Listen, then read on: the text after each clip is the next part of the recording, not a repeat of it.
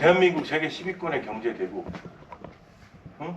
지난 70년 동안 경제 발전과 산업화와 민주화를 동시에는 아니지만 어쨌든 두 과제를 달성한 아주 예외적인 사례, 소수의 사례의 나라. 세계 10위권의 경제 대국의 청년으로서 여러분들의 시민권의 내용은 뭐여야 되는 거예요? 내가 만약 아팠을 때, 그렇다면 아팠을 때 내가 무슨 럭저리한 1인실 치료를 원하는 것도 아니고 최고의 치료를 원하는 것도 아닌데 내가 병원 갈 때 아까 얘기한 것처럼 200불을 내야 된다면 병원 갈 수 있겠어요? 저도 못 가요, 저도. 견디다면 내가 좀 안타까운 얘기 좀 하나 소개할게요. 제가 아시는 분의 형님 케이스인데 미국에서 이분은 교수님이고 형님은 비즈니스맨으로 성공한 사람이야. 그러니까 계산을 하는 거죠. 내가 골프 맨날 치고 건강하게 사니까 내가 병원에 갈 일이 별로 없단 말이에요, 지금. 근데 보험을 살 이유가 없죠. 보험도 어마어마하게 비싸요, 그런데. 한 달에 기본적으로 1,000불이야. 보험료만 1,000불이란 말이야. 그러면 그거 하겠어요? 그래서 이분은 계산을 하니까 그럼 내가 만약 무슨 일이 생기면 가가지고 캐시딜 하면 되잖아. 현금으로 좀 싸니까. 근데 안타깝게 이분이 어떻게 됐냐. 암이 걸리죠. 암이 걸리면 얼마나 비싼 줄 알죠? 특히 그 신약 같은 거 필 하나에 얼마. 그걸 이분 자기 자세는 다 날리고 돌아가셨어요. 그러니까 사실은 지난번 트럼프 전에 미국 대선에서 공화당 그 경선 후보일 때 란 폴이라는 의사가 있어요. 난 이 사람 되게 괜찮게 평가했던 이유는 뭐냐면 이 사람은 왔다 갔다 하고 자기를 속이지 않아요.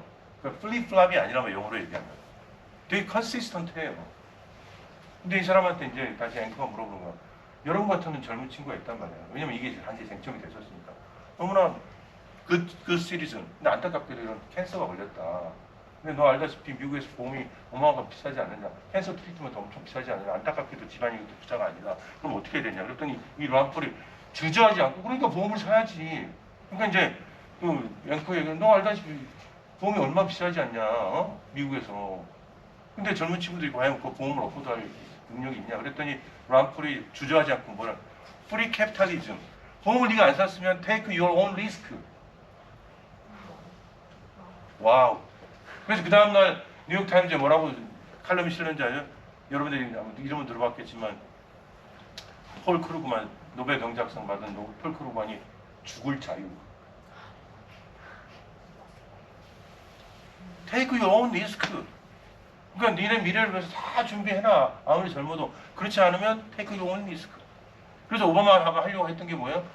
전 국민의 의료보험이라도 사라 이거지. 아무것도 아니고 우리나라 시스템을 잘 하려고 그랬어. 캐나다 시스템, 영국 시스템 너무나 저항이 심해서 하지도 못해요. 그래서 결국 뭐냐? 의료보험을 가지지 못한 사람이 한 4천만이나 되니까 이 사람들 보험을 사라 이거. 이거 가지고 미국 사회 거의 두 동강이 난 거예요. 반대하는 사람은 아니 왜 정부가 나한테 아까 질문했지만 왜 나한테 보험을 사라 말아 하냐. 내가 사고 싶으면 사고 내가 사기 싫으면 마는 거지. 그렇게 했던 거예요. 그렇죠? 다시 이제 원래로 돌아가면 미국 민주주의 아주 우리의 표준이니까 그랬었죠. 견제와 균형을 원리로 하는 거버닝 시스템으로서의 미국 민주주의. 근데 그게 이제 트럼프 이후에 이렇게 폴로라이즈 되면서 양극단에 특히 이제 공화당과 민주당의 국회의원들이 이제 시민들의 의사를 계속 폴로라이즈 시키고 이렇게 동원하면서 자신의 정책 이익을 얻기 시작하면서 이렇게 합의를 통해서 뭔가 만들어낸 시스템이 붕괴됐다 이런 얘기죠. 그 이번에도 보세요. 트럼프가 2번을 탄핵을 당했잖아요. 하원에서는 그렇죠. 역사적 기록을 얻은 거죠. 근데 이 과정에서 트럼프 탄핵에 지지하는 사람 공화당 의원들이 상원에서는 2~3명밖에 안 나온다 이런 얘기지. 근데 여러분들 트럼프 탄핵은 정말 아까 1월 6일 그 폭동 때문에 2번째 탄핵을 실제로 여러분들 다큐멘터 그 영상 보세요. 트럼프가 그걸 폭동을 부추겼어요. 그렇죠. 당연히 이건 탄핵방이죠. 그 전에는 어떤 일이 지금 우크라이나 이슈가 있었어요. 황당한 거죠. 그때도 뭐냐면 여러분 이거 잘 봐야 돼. 우리나라도 그게 예외가 아닌 거예요. 트럼프가 없구나. 젤렌스키 되게 취약한 대통령 당시에 전화하면서 왜냐면 젤렌스키는 당장 미국에 지금 원조가 필요한 거야. 그러니까 뭐라고 했냐? 너 바이든 뒷조사해. 왜냐면 바이든 아들이 골치가 아프거든. 뭐 오늘 자세히 이야기해. 그 아들이 헌터 바이든이라고 이름도 헌터인데 하여튼 뭐 골치가 아파요. 근데 하여튼 그 친구가 사고를 많이 치니까 우크라이나 가서 걔가 했던 거 바이든 관련된 자료를 넣은 거 그렇지 않으면 원조를 줄 수 없다. 이거 어마어마한 사건. 자신의 정치적 이익을 위해서 국가 이익을 팔아먹은 거잖아요. 근데 이걸 미국 대통령은 다 이게 기록이 돼 있거든. 끔찍한 거 이게. 그래서 내부 고발자가 나와가지고 이것 때문에 이제 트럼프가 첫 번째 타격이 당한 거예요. 상원에서 이제 근데 이 과정에서 상원에서 공화당 의원들이 대부분의 의원들이 여기 동의하지 않는 거예요. 미국 사회 이렇게 폴라라이즈가 있다 이런 얘기. 다시 돌아가면 시간 관계상 그래서 좀 더 자세히 얘기를 해야 되는데 볼 수는 없고 앞서 말씀드린 것처럼 이 오바마가 하려고 했는데 이걸 수프림 코트에도 넘긴 거예요. 근데 9명의 여러분들 그렇죠? 9명의 엘리트가 선출되지 하지 않은 엘리트가 만약에 미국 민주주의의 미래를 결정한다면 여러분 동의할 수 있어요? 민주주의 원칙의 관점에서 볼 때 아까 얘기한 사법주의와 입헌주의와 민주주의의 균형이라는 건 이제 취지는 옳았는데 가장 중요한 원칙 아까 얘기한 것처럼 이런 동성 결혼 우리나라도 마찬가지죠. 우리나라도 간통죄 폐지 이런 거고 그다음에 성매매 문제라든지 이런 선법과 관련된 이슈들 있잖아요. 최근에 낙태 이슈라든지 그렇죠. 이런 건 헌법적 이슈죠. 그건 헌법재판소가 판결을 해야 되잖아. 근데 행정수도 이전 같은 문제 그렇죠. 노무현 대통령이 행정수도 이전을 공약을 했단 말이에요. 당선이 됐어. 그럼 당연히 위임을 받은 거잖아요. 근데 9명의 헌법재판소 재판관이 열심히 토론하더니 뭐라고 그랬어요? 수도는 관습적으로 소홀이다. 좀 미안한 얘기 영어로 what the hell이지 진짜. 이런 황당한 농구가 어디 있어요, 그렇죠? 그럼 그전에는 조선조 전에는 개경이었네 그러면 개경은 그렇죠? 또 그 이전에는 경주였잖아. 물론 또 그 나름대로 논리는 있어요. 웃자고 한 얘기예요, 여러분들. 근데 무슨 얘기냐? 이 대표적인 사례가 이 사법주의와 민주주의가 충돌하는 케이스죠, 그렇죠? 가져왔지만 통합진보장한테도 비슷한 거예요. 뭐 시간 관계 우리가 자세히 논의할 수 없지만 미국은 그 정치의 사법화가 극심화되어 있다는 거예요. 왜냐? 가장 중요한 이슈를 의회에서 처리하지 못하고 계속적으로 이렇게 사법부로 토스한다. 우리나라도 비슷하잖아요, 그렇죠? 아까도 얘기했던 것처럼 아니 오바마가 공약을 해서 전 국민 의료보험을 했단 말이야. 당선이 됐어. 추진할 권리가 있는 거잖아. 근데 이걸 그때 5대 4로 겨우 살아난 거예요. 그때 저도 당시에 있었지만 많은 언론도 그랬지만 당시에 당연히 이건 뒤집힐 거라고 봤어요. 왜냐면 지금 트럼프가 3명을 집어넣었기 때문에 지금 더군다나 이 9명이 6대 3으로 바뀌었잖아요. 그래서 지금 미국의 대부분 대단히 보수화되어 있어요. 그래서 지금 로앤 웨이드라는 엄청난 사건들이 뒤집힌다고 지금 얘기가 나오고 있잖아요. 그렇죠? 무슨 얘기냐? 정치의 사법화가 심화되면서 입헌주의와 사법주의와 민주주의가 충돌한단 말이야. 이런 경우에는 과연 어떻게 우리가 해야 되냐? 이 시스템을 픽스할 수 있느냐? 국회가 해결하면 되죠. 근데 국회는 폴라라이즈 돼서 안 된단 말이에요. 그리고 과연 미국 시스템이 작동하느냐? 아까 얘기한 그런 일렉토럴 칼리지 프로블럼도 그런 면에서 더더군다나 이제 미국의 민주주의의 파운데이션 사회적 기반이라고 할 수 있었던 데모크라틱 톨러런스, 멜팅 팟, 브로큰 됐죠. 왜냐? 트럼프가 불을 지렸지만 트럼프가 원인이냐 결과냐는 논쟁이 많아요. 미국 사람들이 더 이상 생각이 다른 사람들 사이에서 이렇게 공존하는 게 미국의 노움이라고 생각하지 않는다는 거죠. 우리나라도 마찬가지 민주주의에 되게 심각하게 생각해봐야 되고.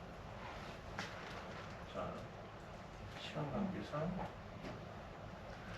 우리나라도 이제 촛불항쟁과 한국 민주주의 관계상 보고 일단은 좀 마무리하도록 하죠. 그리고 질문을 하도록 하겠습니다.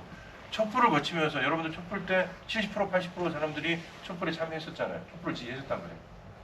그래서 한국 민주주의가 과거와 같은 그런 극심한 비토크라시가 아니라 민주주의 원칙에는 공유를 하면서 내용을 가지고 경쟁하는 새로운 당도의 민주주의로 갈 수 있을 거라고 믿었죠.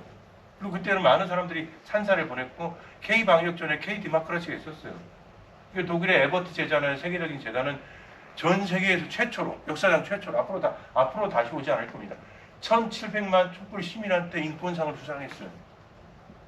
여러분 이건 뭐 기적적인 일이었어요. 그리고 이제 촛불 시민들의 요구로 권력을 바꿨잖아요, 그렇죠? 지난 5년 동안 한국 민주주의가 최소한 이 탄핵 이후로 새로운 단계로 갈 수 있을 거라고 믿었는데 지금 모습을 보세요. 탄핵 전후 돌아갔어요, 다시. 더군다나 지금 새로운 정부 출범하면서 많은 사람들이 우려를 가지고 있잖아요. 왜냐? 여기 보세요. 20대 대선은 여러분들 여러분의 선택에 따라 다양한 생각을 할 수 있겠지만 가장 큰 문제는 뭐냐면 편견과 혐오의 동원이 정치로 보상을 얻은 거예요. 여러분들 뭐 여러 가지 정책 입장에 따라 생각이 다를 수 있겠지만 우리가 정말 심각하게 고민을 해야 되는 게 여성가족부 폐지하면 그러면 남성들의 이익이 보장이 되나요? 어? 여성가족부가 남성들에 대한 혐오만 동원하는 조직이었나요? 문제가 있으면 바꿔야죠, 당연히. 그렇죠. 마찬가지로 세대 포위 전략을 하면 그러면 세대 간 갈등이 해결되나요? 이거 대단히 심각한 문제입니다, 이거 진짜. 그래서 잘못하면 이런 비토크라시와 혐오와 차별이 한국 사회에도 전면화될 수 있다, 이런 얘기예요. 여러분 트럼프 케이스에서 볼 수 있던 게 뭐야? 외부의 적을 만들고 이 적을 통해 계속적으로 위기를 만들어내잖아요, 그렇죠? 근데 우리나라 사회는 더 이상 여러분들 이런 다양한 이해관계가 공존하지 않고서는 미래를 보장받지 못하는 수준까지 와 있어요. 한국 민주주의가 가장 취약한 부분들 여러 가지가 있지만 가장 중요한 건 사회적 갈등의 제도화잖아요. 사회적 갈등의 제도. 그러니까 이 새 정부 이제 오늘 출범하지만 여러분들이 계속 모니터를 돌려서 그런 요구를 인풋해서 여러분들 입장에서 청년들의 요구가 다양한 이해관계와 함께 공존할 수 있는 방법을 찾아낼 수 있는 요구를 해야만, 그리고 그것을 실제로 압박해야만 한국 민주주의가 새로운 단계로 갈 수가 있는 겁니다. 그래야만 미국의 민주주의 위기에서 볼 수 있는 그런 어려움들을 우리가 반복하지 않을 수 있는 거죠. 시간 관계서 이 정도 하겠습니다. 예.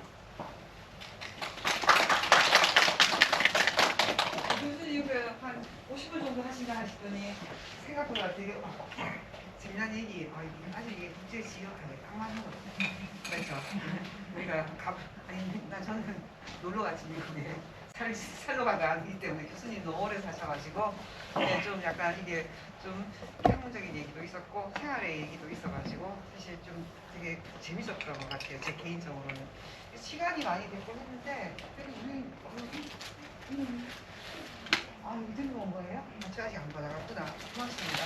지금 여기 정말 집중해서 잘 듣지 않습니까? 학생들? 그리고 제가 그냥 컴플리멘트가 아니라 저도 경북대에서 이제 다양한 학생들하고 같이 논의를 했죠. 근데 우리 계명대 이 수업 이 학생들의 관심과 열정 수준이 정말 엑셀런트하네요. 관심이 너무 많아서 진짜 고맙고 되게 집중도가 짱인 것 같아요. 이 공간이 주는 또 약간의 편함과 집중도도 있는 것 같고, 그래서 우리가 그 질문을 이제 시간이 조금 지나서 여러분들 우리 또 여기 아니 미리 좀 사인 좀 주시지. 제가 이게 시기가 없어가지고. 죄송해요 교수님. 혹시 이제 질문 우리 한두 개 정도만 마지막으로 받고 하나만 딱 받을까요? 오케이 경서 씨.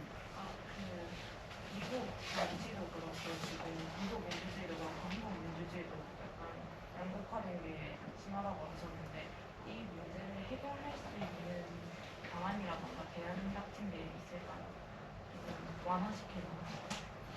지금 우리나라 민주주의를 35년 동안 상당히 많이 성공을 거뒀습니다. 그렇지만 제 용어를 빌자면 위계화된 카르텔 시스템이라고 저는 규정을 해요. 여러분 모든 게 수도권에 집중돼 있잖아요, 그렇죠? 저는 서울에서 초중고 대학원까지 나온 사람이지만 미국에서 오래 있었고 민주주의 하다 보니까 관심 많았지만 뭐 해픈투비 대구에 딱 와서 보니까 깜짝 놀랐죠. 지난 제가 미국을 떠난 15년 동안 한국 사회가 그런 면에서 전혀 발전이 아니었구나. 오히려 더 심화됐구나. 위계화된 카르텔 시스템. 이 시스템을 민주주의 원리에 맞게 아까 잠깐 봤지만 개방적이고 역동적이고 훨씬 더 자율적인 시스템으로 바꾸면 다양한 이해가 반영될 수가 있겠죠. 그럼 이렇게 양극화될 필요가 없겠죠. 다양한 정치 세력이 그러니까 이 정치권에 공존해야 되는 거예요.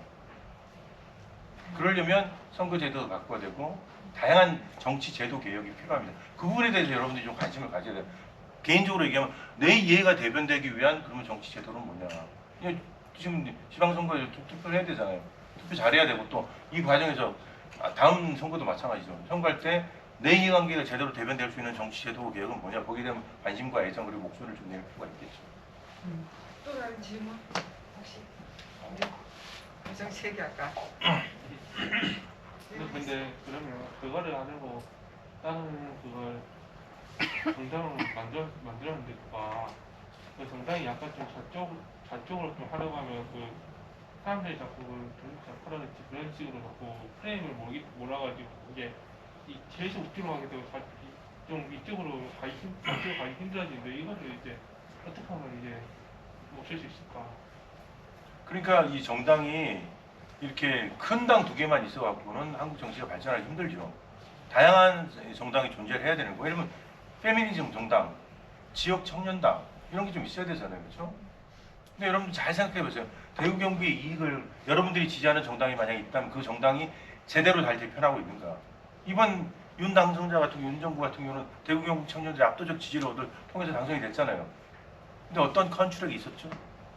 대구 경북 청년들이 어떤 목소리를 인풋했나요? 그거 있었어요?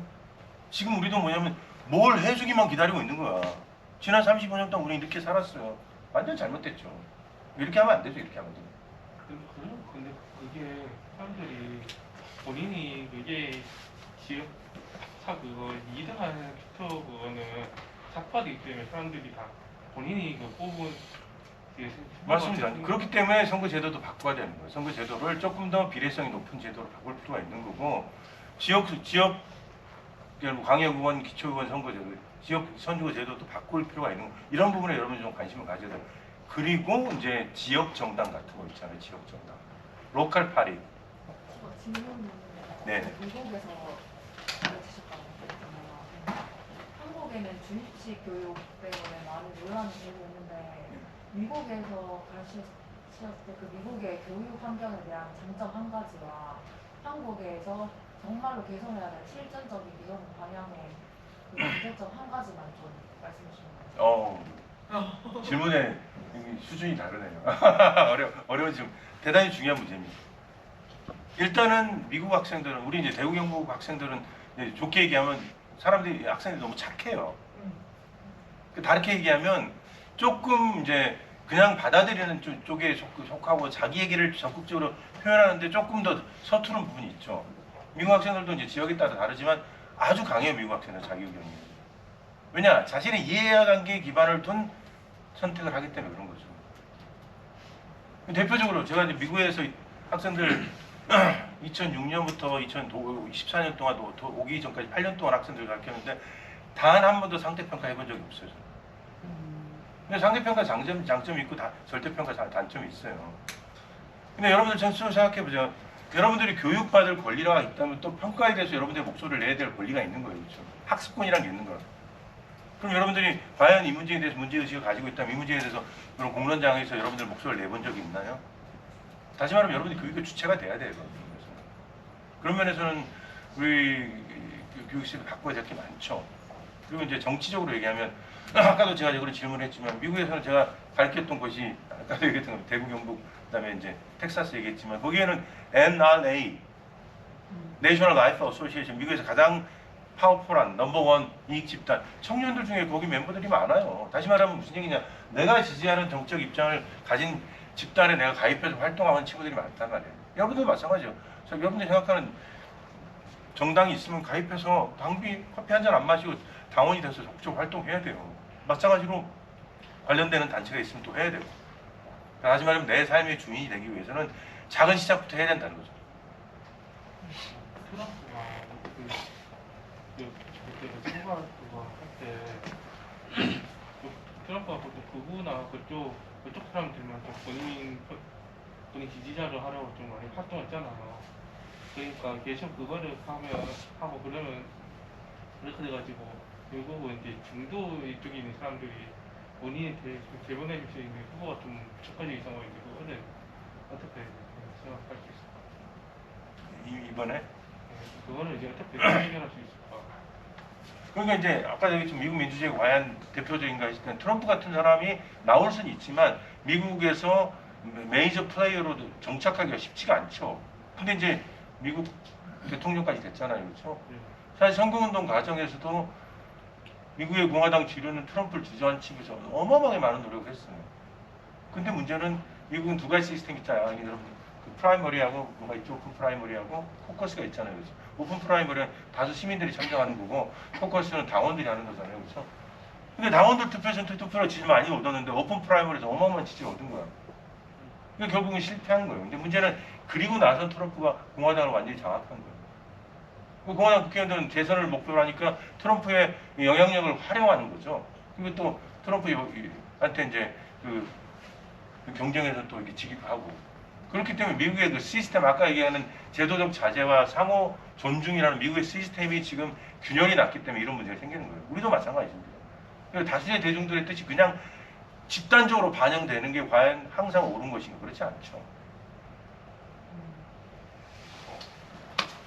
좋습니다. 브라운 세미나 최장 시간 기록 세우셨어요. 아, 그래요? 아, 제가 미안해요. 아니 미안. 아 죄송해요. 저희가 죄송하죠. 네, 무슨 계속 말씀? 오래 붙들고 있는 것 같아요. 아니. 하여튼 전 너무 즐거운 시간이었습니다. 다음에 네.